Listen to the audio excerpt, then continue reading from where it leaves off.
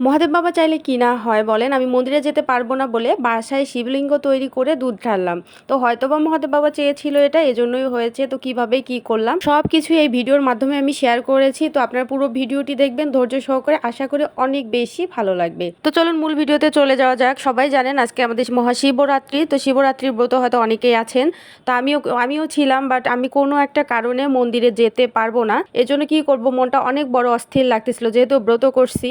তো বাসায় আমি কি করলাম, একটা নিনজা টেকনিক খাটিয়ে শিবলিঙ্গ তৈরি করে ফেললাম, তৈরি করে দুধ ঢাললাম। তো কিভাবে তৈরি করলাম সেটা বলি। তো আমি ফ্রিজে দুটা বাটিতে করে কিছু জল রেখেছিলাম। তো ওইটা বরফ হয়ে যায় এবং গ্লাসে করে ফুল না করে হাফ আর কি করেছি, করে আমি জল রেখেছি। তো সবগুলাই যখন বরফ হয়ে যায়, এটা কিন্তু একটু লং টাইম প্রসেস, জলটা অনেক আগে রাখতে হবে। আর আমি কিন্তু এখানে 5 রকম ফলও নিয়েছি। আমার বড় মাসে ফল নিয়ে আসছে আজকে অনেক রকমের, তার মধ্যে থেকে আমি 5 রকমের ফল নিয়েছে। দেন আমি তো আজকে ওই বেল পাতা, তারপর তুলসী পাতা, এগুলো নাড়তে পারবো না, ছুঁতে পারবো না। এজন্য কি করলাম, আমার কাছে এই যে ব্লু রকমের কি যেন ফুল আসলে, আমি নাম জানি না, এই ফুলগুলো ছিল আর গোলাপ ছিল।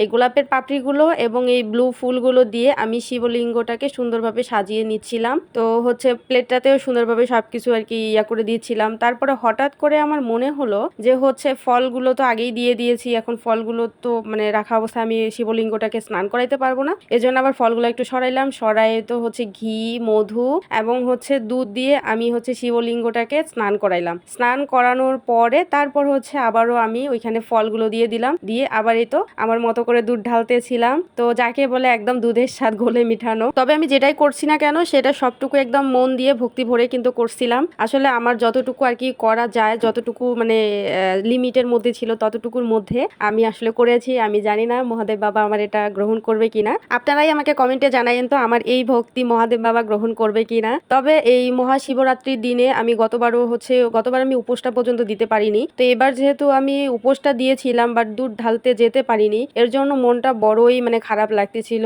এজন্য কি করব ভাবতেছিলাম। দেন হুট করে মনে হইলো যে না, বাসায় এটা করাই যায়। এই জন্য আর কি বাসায় এই অ্যারেঞ্জটা আমি করলাম। সাথে একটা সুন্দর লাল টুকটুকে শাড়ি বের করে সুন্দরভাবে পরে নিলাম, সাথে একটু হালকা সাজুগুজুও করে নিলাম। আমার তো অনেক বেশি ভালো লাগতেছিল আর এটা করতে পেরে অনেক ভালো লেগেছে। আর আমার পুরো ভিডিওটি দেখে আপনাদের কাছে কেমন লাগলো অবশ্যই জানাবেন। আর ভালো লেগে থাকলে অবশ্যই লাইক, কমেন্ট এবং একটা শেয়ার করে দিবেন। পেজে এখনো ফলো দিয়ে না থাকলে অবশ্যই একটা ফলো দিবেন। তো আজকে এখানে শেষ করছি, বাই বাই।